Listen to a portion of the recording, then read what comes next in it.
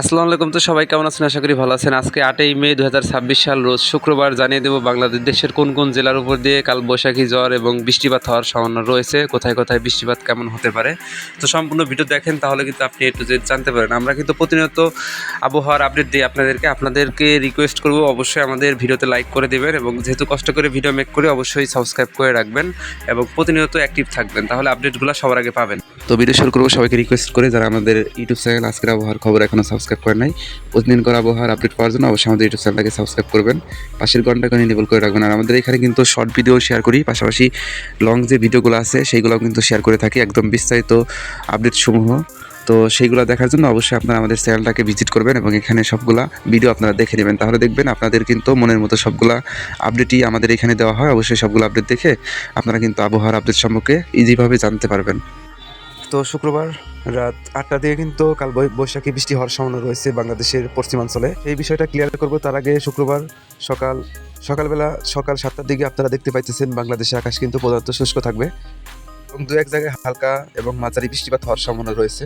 এবং সকাল 10টার দিকে যদি আমি ধরি, সকাল 11টার দিকেও দেখবেন সারা বাংলাদেশের আবহাওয়া কিন্তু শুষ্ক থাকবে এবং পরিষ্কার থাকবে, তেমন একটা বৃষ্টিপাতের সম্ভাবনা দেখা যাচ্ছে না। তবে দুপুরের পর থেকে সন্ধ্যা 6টার দিকে কিন্তু আপনার বৃষ্টিপাতের তীব্রতা বাড়বে এবং কালবৈশাখী ঝড়ও হতে পারে কিছু কিছু অঞ্চলে। এই সময় আপনারা দেখতে পাইতেছেন সন্ধ্যা 6টা, 8ই মে 2026 সাল রোজ শুক্রবার সন্ধ্যা 6টার দিকে কিন্তু রংপুর বিভাগের সবগুলো জেলার উপর দিয়ে কিন্তু মাঝারি থেকে ভারী পরিমাণ বৃষ্টিপাত হওয়ার সম্ভাবনা রয়েছে এবং রাজশাহী বিভাগে দু এক জায়গায় কিন্তু বৃষ্টিপাত হওয়ার সম্ভাবনা রয়েছে। পাশাপাশি সুন্দরবন অঞ্চলেও কিন্তু বৃষ্টিপাত হওয়ার সম্ভাবনা রয়েছে এবং খুলনা বিভাগের কয়েকটা অঞ্চলে কিন্তু হালকা পাতলা বৃষ্টিপাত হওয়ার সম্ভাবনা দেখা যাচ্ছে। তবে আমি যে কালবৈশাখী ঝড়ের কথা বলছি, মানে মেঘ এবং ঝড় উভয় হতে পারে, তো সেটা সংঘটিত হবে শুক্রবার রাত 9টার দিকে।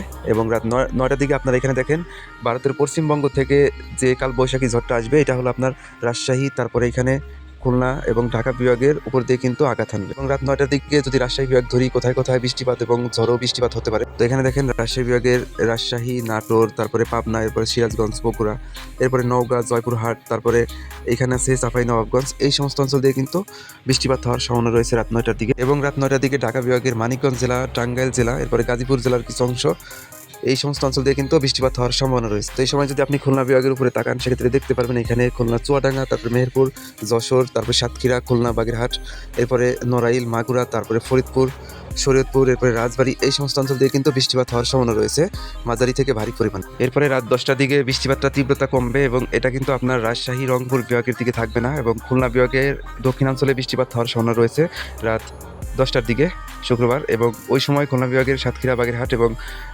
খুলনা জেলার উপর দিয়ে কিন্তু বৃষ্টিপাত হওয়ার সম্ভাবনা রয়েছে। তবে বৃষ্টিপাতের তীব্রতা থাকবে তখন ঢাকা বিভাগের সবগুলা জেলার উপর, বরিশাল এবং চট্টগ্রাম বিভাগের 2টা জেলার উপরে কিন্তু বৃষ্টিপাতের তীব্রতা থেকে যাবে।